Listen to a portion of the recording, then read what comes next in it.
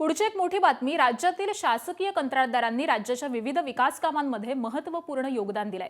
मात्र शासकीय विभागांकडून कंत्राटदारांना देयक असलेली मोठ्या प्रमाणावरची बिलं 15 ऑगस्ट 2026 पर्यंत अदा करण्यात आलेली नाहीत। महाराष्ट्र राज्य शासकीय कंत्राटदार फेडरेशनने या गंभीर प्रश्नाबाबत शासनाकडे वेळोवेळी विविध निवेदनं, पत्र आणि मागण्यांद्वारे पाठपुरावा केला।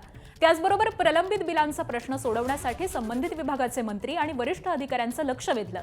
मात्र अद्याप देखील अपेक्षित तोडगा न निघाल्यामुळे कंत्राटदारांमध्ये तीव्र नाराजी निर्माण झाली। आज या विरोधात आंदोलन केलं जाणार आहे। आणि आज सगळ्या संदर्भामध्ये अपडेट देत आहेत आमचे प्रतिनिधी सूरज सावंत सध्या आपल्या सोबत आहेत। सूरज, आपण पाहतोय की या कंत्राटदारांची देयक देणं बाकी आहे आणि त्याचमुळे आंदोलनाची हाक पुकारण्यात आलेली आहे। कधीपासून हे आंदोलन सुरू करण्यात येईल, काय नेमक्या मागण्या आहेत?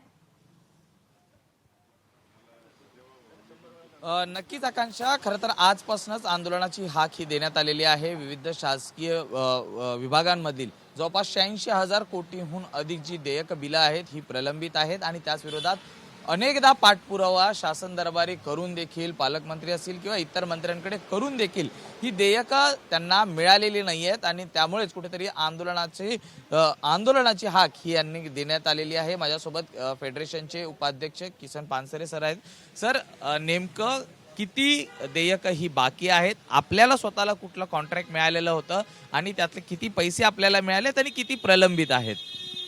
आता साधारण जर बघितले तर पूर्ण महाराष्ट्राचे आमच्याकडच्या आकडेवारीनुसार 86,000 कोटीच्या आसपास विविध विभागामध्ये बाकी आहे। मग त्याच्यामध्ये तुमचं PWD विभाग आहे, आरोग्य विभाग आहे, जिल्हा परिषद आहे, पर्यटन विभाग आहे, पाणी पुरवठा विभाग आहे, इरिगेशन आहे। या विविध डिपार्टमेंटमध्ये विविध लेखाशीर्षे आहेत, शेकडो लेखाशीर्षे आहेत की ज्याच्यामध्ये विकास कामं शासन करून घेतं आणि हे साधारणपणे 2020, 21, 22 पासून बिलं प्रलंबित आहे। म्हणजे यांनी 2020, 21, 22 मध्ये कामं काढली आणि त्याच्यानंतर एवढ्या मोठ्या प्रमाणामध्ये म्हणजे तुमच्या अर्थसंकल्पीय तरतूद जी असते की वर्षाला तुम्हाला 10,000 कोटीचे कामं करायचे किंवा 50,000 कोटीचे कामं करायचे, तर त्याच्या 10 पट कामं मंजूर केली आणि ते 10 पट कामं मंजूर केली म्हणजे ठेकेदारांची फक्त फसवणूक करण्यासाठी आणि इलेक्शन त्या विकास कामांच्या जोरावरती निवडणुका जिंकण्यासाठी केले आणि त्याच्यामध्ये लोकांकडून सर्वांकडून कामं करून घेतली आणि त्याच्यानंतर ते पैसेच द्यायला तयार नाहीत। मग प्रत्येक क्वार्टरला द्यायचे 5%, 10%, 15%,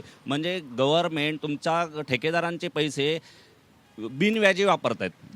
5 ते 10% देऊन सुद्धा मंत्र्यांकडनं आता पैसे देण्यासाठी वेळ होतोय। म्हणजे 2021-22 मध्ये समजा तुम्ही मी 10 लाख रुपयाचं किंवा 1 कोटी रुपयाचं जर मी काम केलं ना, तर ते मी आजपर्यंत पैसे घेतोय ते 1 कोटी रुपये, पण ते मी त्यावेळेस पैसे उभे केलेले आहेत। ते काही माझ्या घरामध्ये एवढे पैसे किंवा कुणाकडेच एवढे पैसे नसतात का 1 कोटीचं काम करायला मी 1 कोटी लावेल। ॲक्च्युली जर तुम्ही काम जर एखादं केलं तर 10 लाख 20 लाख असं काम करणार, ते बिल टाकणार, ते पैसे मिळाले ते येणार। कुठलं काम नेमकं मिळालेलं होतं आणि किती पैसे मिळाले? आता मी रस्त्यांचे, पुलाचे रेग्युलर बजेटमध्ये 03-04 मध्ये 2021-22 मध्ये कामं केले, त्याचे माझे जवळजवळ 20 ते 25% पैसे आजपर्यंत बाकी आहे। त्याच्यानंतर 2023-24 मध्ये 22-23 मध्ये मग यांनी काय केलं, आदिवासी उपविभागातले काम आम्ही म्हटलं की बाबा याच्यामध्ये पैसे नाही आहेत, आता गव्हर्नमेंटकडे तर आदिवासी उपविभागाला पैसे असतात, तर मग त्याचे टेंडर घेतले, त्याचे कामं केले, ते 2022-23ला घेतले, त्याचे अद्यापपर्यंत पैसे मिळाले नाही। ते पुलाचं काम घेतलेलं होतं, ते पुलाचे कामं एकदम अडचणीत, एकदम दुर्गम भागामध्ये काम केलं का तिथं मनुष्य जमात पोहोचत नाही,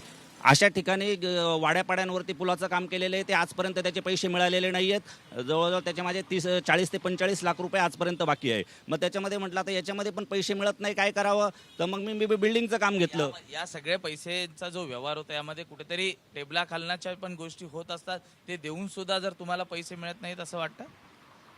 आता ते तर सगळे जग जाहीर आहे, या गोष्टी या काय बोलण्याच्या पण गोष्टी नाही आहेत, परंतु आता ते कीड लागलेली आहे, सगळे समाजाला ही कीड लागलेली आहे, ती कुठेतरी थांबण्याची आवश्यकता आहे आणि कमीत कमी ते घेऊन तरी यांचे डोळे उघडावे की हे फक्त निवडणुका जिंकण्याचंच राजकारण करायचं आहे का, सर्वसामान्य जनतेला रस्त्यावरती आणायचं, त्यांना भिकारी करायचं आणि आपण फक्त सत्ता उपभोगायची। मग आपली लोकशाहीच्या मार्गाने आपण चाललोय की हुकुमशाहीच्या मार्गाने चाललोय, हे पण फार विचार करण्याची गोष्ट आहे। नक्कीच समाजाला लागलेली ही मोठी कीड आहे। थोडे पैसे घेऊन देखील जर या कंत्राटदारांची थकीत बिलं ही निघत नसल्याचा आरोप होतोय आणि त्यामुळेच कुठेतरी हे आंदोलन हे लक्षवेधी असणार आहे. मोठ्या प्रमाणात नागरिक हे विविध जिल्ह्यातनं हे कंत्राटदार आता आझाद मैदानाला जमलेले आपल्याला पाहायला मिळतात. नक्कीच, त्यामुळे सरकारकडनं हा प्रश्न नेमका कसा सोडवला जातो हे पाहणं महत्त्वाचं असेल. धन्यवाद सूरज या अपडेटसाठी.